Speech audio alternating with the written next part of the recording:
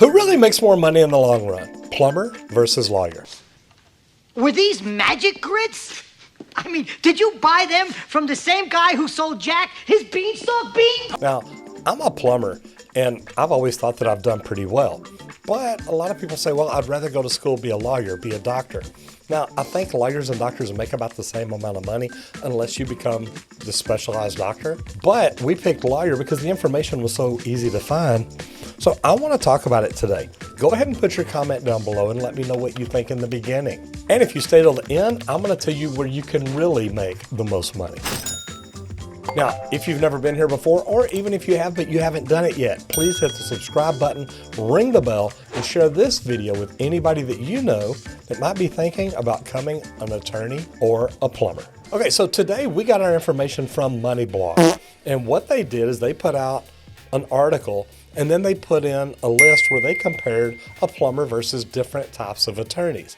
Now, notice I said different types of attorneys because, well, they didn't do different types of plumbers. Well, they did. They did Mario and Luigi. 3, 2, 1, go! So Mario is your average plumber and Luigi is your average plumber in Chicago.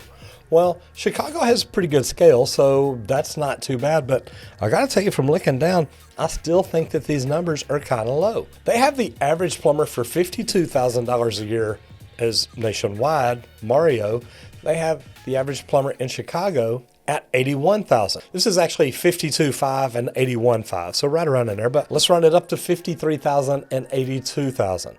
So what they've got is that over the course of a year, they're taking the debt that it cost for education, which really for plumbing there isn't, but they're taking the cost of education, deducting it from the annual salaries based on that.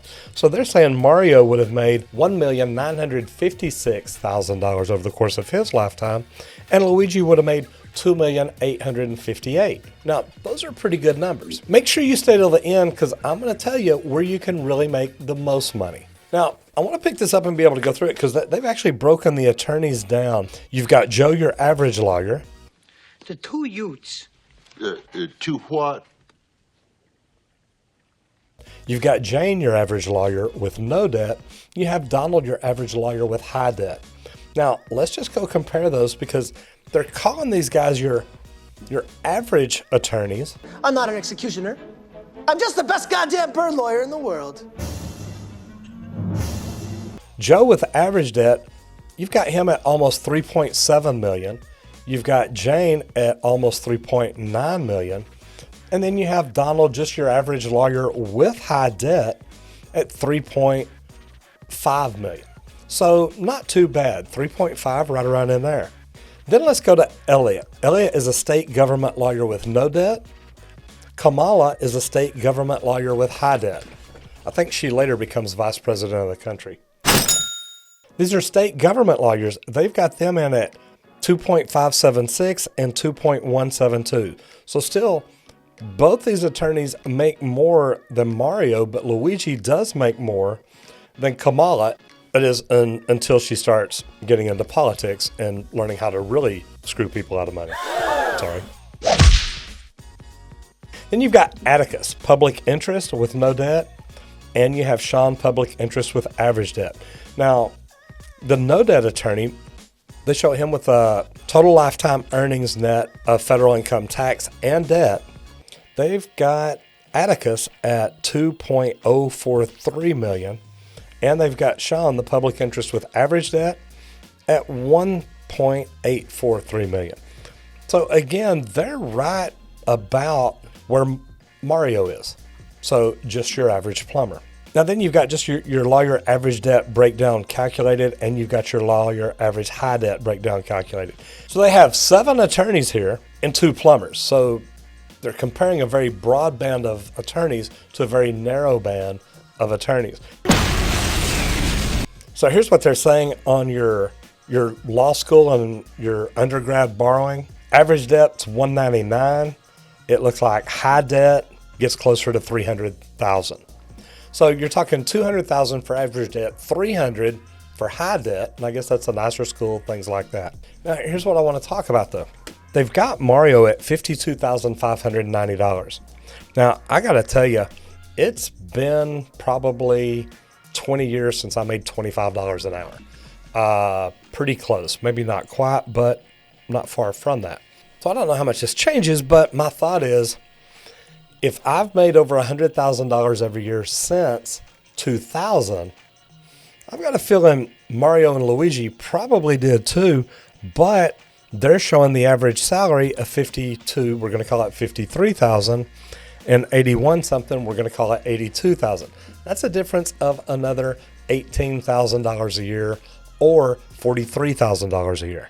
That makes a big difference. You take $43,000 a year over the 40 years work like they're talking about, that adds up to be quite a bit.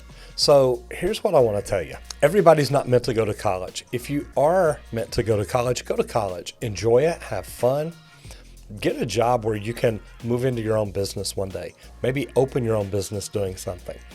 I'm not saying being an attorney is not a good way to go, but you don't have to go to college to own your own business. You don't have to go to college to make great money. Going to a trade school or just getting an open shop job in plumbing, electrical, HVAC, roofing, anything like that can completely change your life. Over the 40 years worked, Luigi made almost $3 million.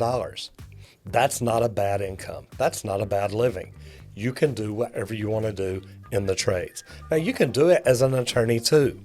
So what I want to ask you today is, if you are a blue-collar worker, what do you think about this? Have you made more than $53,000 a year and $82,000 a year? Or are these numbers close to you?